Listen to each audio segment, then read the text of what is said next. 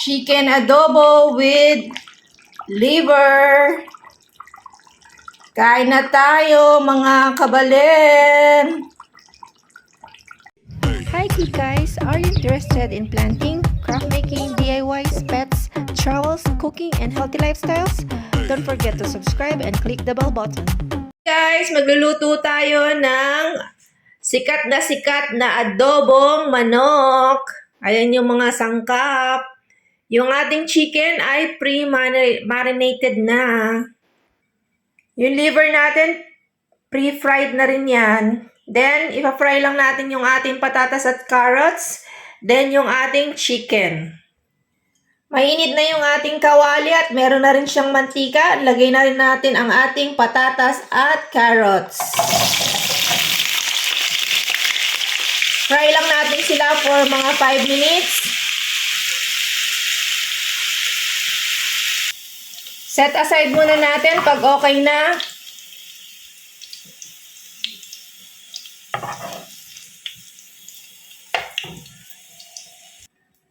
Manok naman ang susunod natin ipiprito. Prihutuhin lang natin ng bahagya. Ready na yung ating mga manok. So, hanguin na natin at magpalit tayo ng kasirola.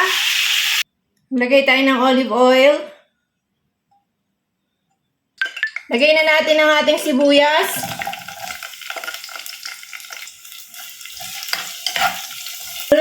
Sunod na natin yung ating bawang.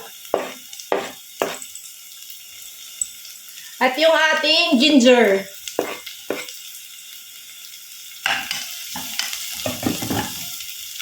Lagay na natin yung ating half fried na chicken.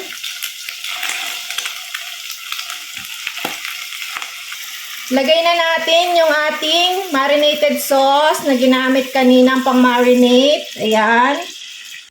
Hintayin lang natin maluto. Takpan natin. Kumukulo na. Maglagay tayo ng 1 cup ng yogurt. At haluin.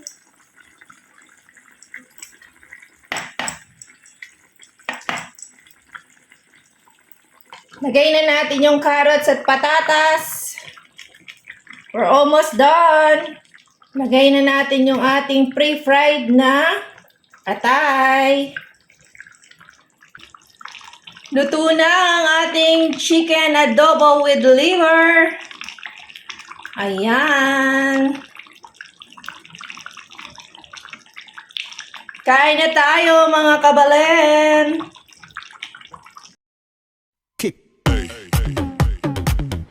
Thanks for watching. God bless everyone.